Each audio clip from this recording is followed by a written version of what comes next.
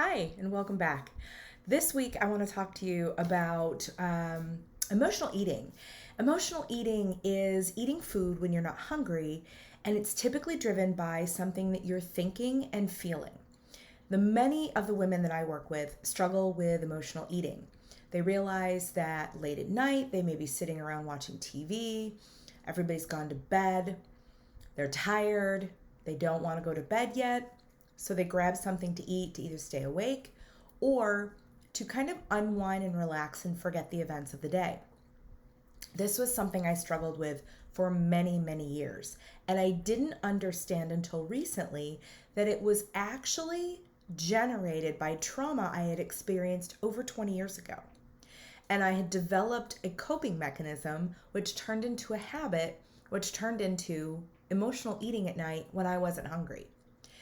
When I lost my weight back in 2010, I did it through a way that didn't feel like restriction. I realize now that it really was, but that's okay because I've understood and I've learned so much in the last 12 years that I felt it was my obligation to bring this information to the public, share this information with women around the world, because I think too many of us are still struggling with emotional eating and thinking that the only way we can lose weight is diet and restrict. So this month, I am talking all about emotional eating, how to unpack it, how to get rid of it for good, and letting the side benefits actually become your weight loss. And I think when we do that, we start to change the way our minds think. In fact, I know it's changing your mindset that becomes key to you creating your own success. So let's dive into a couple of things that you may or may not even realize that you're doing. So you're on your way to work, you pull into your favorite coffee shop to grab a coffee, and you think, oh, I'm really hungry. I should probably eat something because I'm not going to be able to eat until later today. So maybe you grab a muffin. You don't think much about it, but you eat the muffin, you drink the coffee. Mid-morning, you start feeling kind of tired, you're feeling a little distracted, maybe you even get a slight headache. So there happens to be bagels and cream cheese in the break room at work, right? So you grab a bagel and cream cheese because you think, oh, again, I'm not going to be able to eat until later.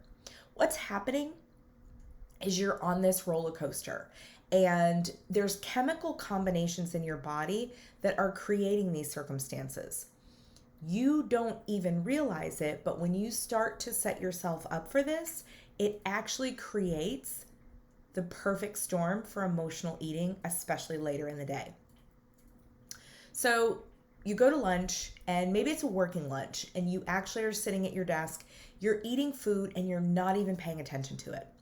Next thing you know, you've eaten your food, but you're not even sure you tasted it.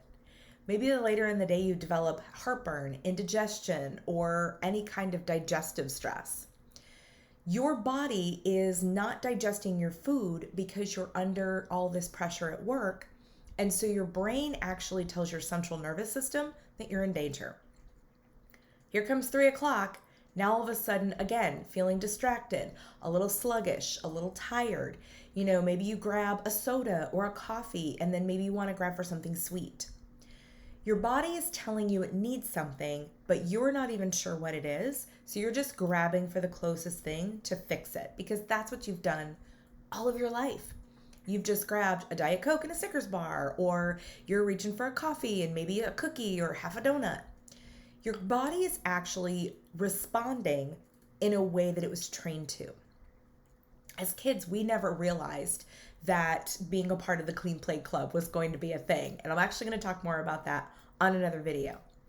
But what I want you to understand is some of these habits are ingrained in your brain from childhood. And these are things that we take with us into adulthood, and they just work.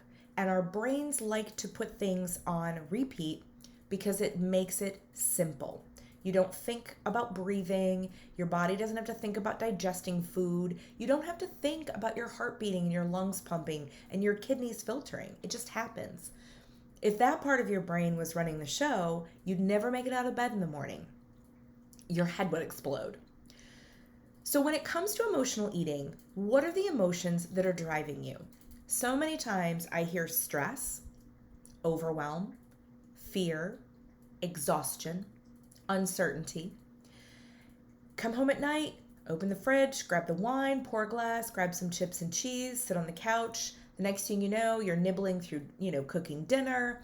You eat your meal, and then you want something sweet. You've actually probably eaten 3 times more calories than your body physically needs, and so it has to store them. Where does your body store extra calories? Winner, winner, chicken dinner, fat cells. So when you're eating more than your body needs, you're not saving it for later, you're not starving.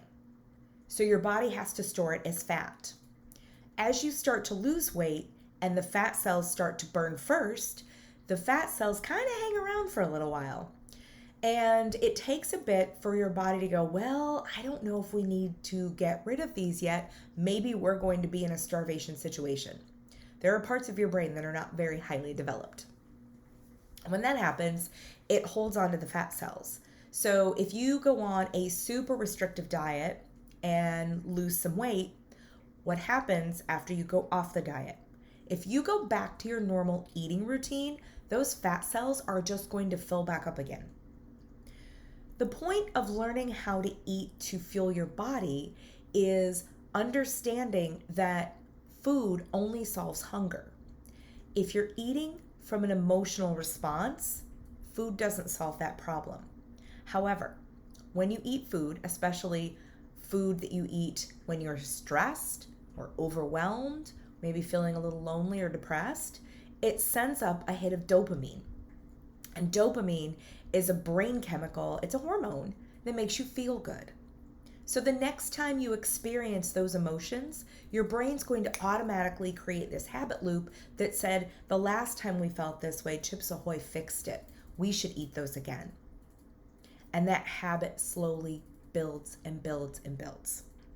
So now every time you have a bad day, you feel the urge to order enough Chinese food for 10 people, grab a bottle of red wine, a bag of Chips Ahoy cookies, and cry your way through an episode of Steel Magnolias. That was my go-to.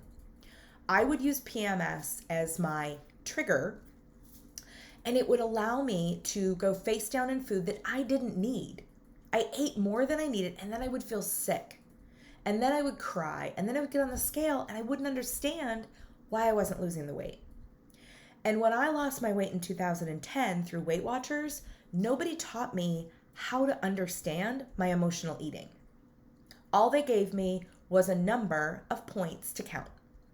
And then maybe they gave me free food. Apples were free. Great, I'd eat 20 of them. Did I need 20 apples in a day? No. But the emotional side of eating is where we really struggle. And nobody has ever taught us how to unwind that and how to become our own hero, be the cheerleader in our own story. And that's what I want to do for you. I want to help you understand that food doesn't solve the mental exhaustion, the stress you have at work, having to homeschool your kids for 2 years, or not being certain of what's happening in the future.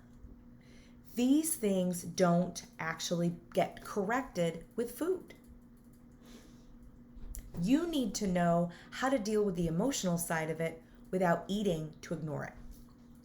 I'd love to help you understand more. I'd invite you to my Facebook group on Facebook. If you're a woman over 40, you are welcome to join the group. It's called Hot Mess to Hot Mama. Every week I'm live in there and I'm sharing tips and strategies for you to lose your weight for good. And all this month we are focusing on emotional eating. So I will be back here to create another video for the channel very soon. But if you want to catch more, follow me on Instagram at Essential Soul Coach, or I'm Essential Soul Coach on Facebook also. That's all I have for today. Let me know in the comments if this was helpful. Go ahead and hit that bell to subscribe each time a new video comes out. I release new videos twice a month, so I can't wait to answer your questions. Have a great day. Bye for now.